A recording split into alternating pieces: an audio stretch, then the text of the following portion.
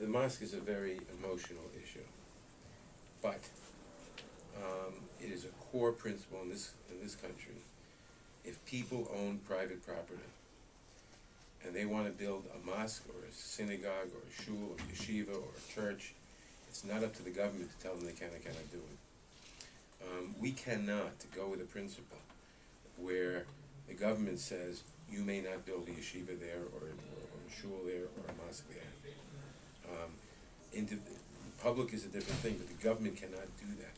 I passed a bill in 2000, the Religious Liberty and the Religious Land Use and Institutions Protection Act, or LUPA as we finally call it. Charles Kennedy, a former Republican congressman from Florida, and I wrote this bill, which is designed to prevent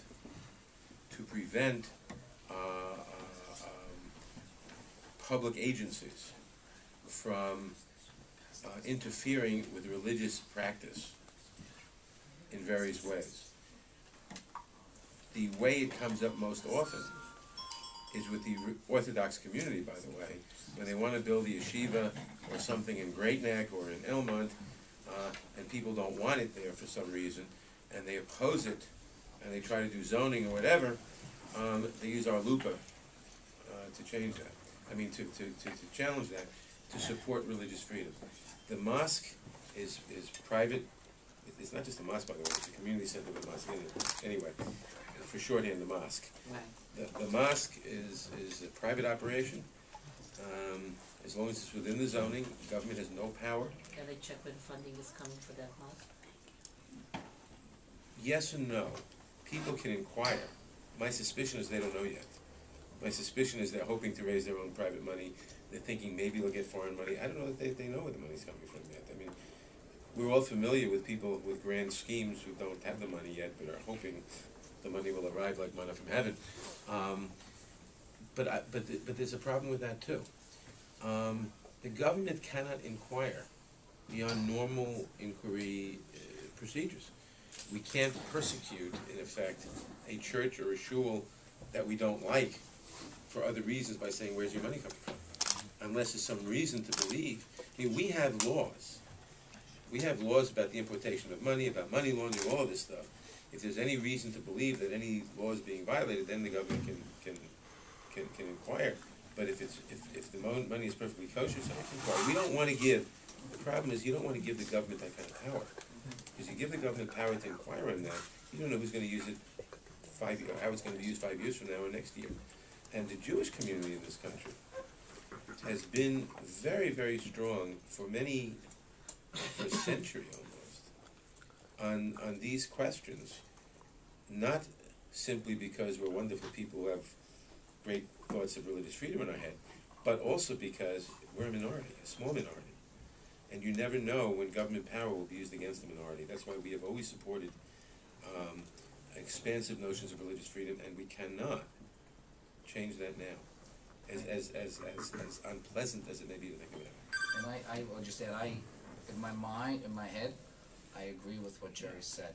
In your heart? In my heart, I'm very troubled by it because of what happened there, and it just seems to me that the sponsors of the mosque should have more sensitivity and should look at this and say, you know, because the people who raise concerns to me that really trouble me and trouble my heart are those who lost loved ones, and they're troubled by it, that this is, you know, whether they're right or wrong, it's something that is very troubling. And I think that if I were a leader of that community, I would say, you know, this isn't the best place to do this.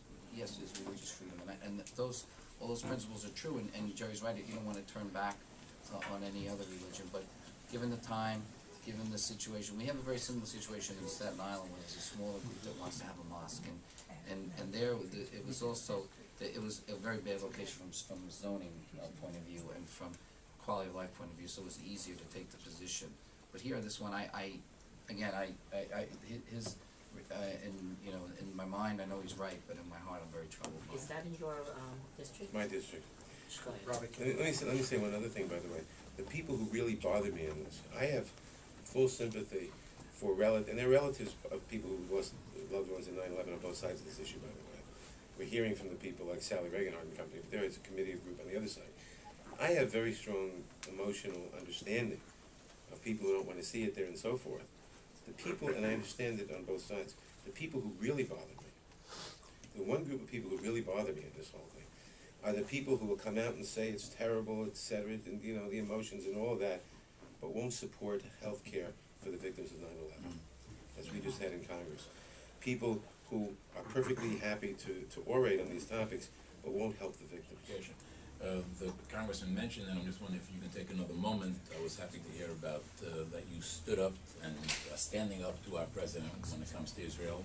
And I just want if you can just elaborate a little bit more about that to us. It's something very much on our mind. Yeah, and certainly when the Prime Minister came for his first visit, and the sort of the lack of communication and the treatment that he received was very upsetting. And then on the issue of you know, that in my mind, that Jerusalem is not a settlement. We signed on to letters to that effect. So we have a body of work of letters that are pro-Israel and that go to either the President, the Secretary of State, supporting the different issues that have come through, and have made that clear to the President that we disagree. And you know, I think that, I don't know, that there's... Are you being listened to? Well, I think the last visit certainly was of the Prime Minister was much more fruitful, and the feelings were much more positive. I think getting the Iron Dome legislation through both houses very quickly and signed by the President, again, a good step. And I think that overall, I do feel that it's moving in the right direction, but I do think it needs a lot of work as well. And please God, that's a rabbi, I give you a blessing that your bump will only give you a little bit extra energy to move forward. Thank you very much. Thank you. I appreciate that. A young man who has a very good father and rabbi told me that in studying the Torah at this time in Deuteronomy, it teaches us to make good things out of bad. Yes. So that's what we'll try to do. I refer to his son, of course. Rabbi McMAHON, United Orthodox Union. First, I want to thank you for your support of Israel, and just echo Rabbi Hecht's words.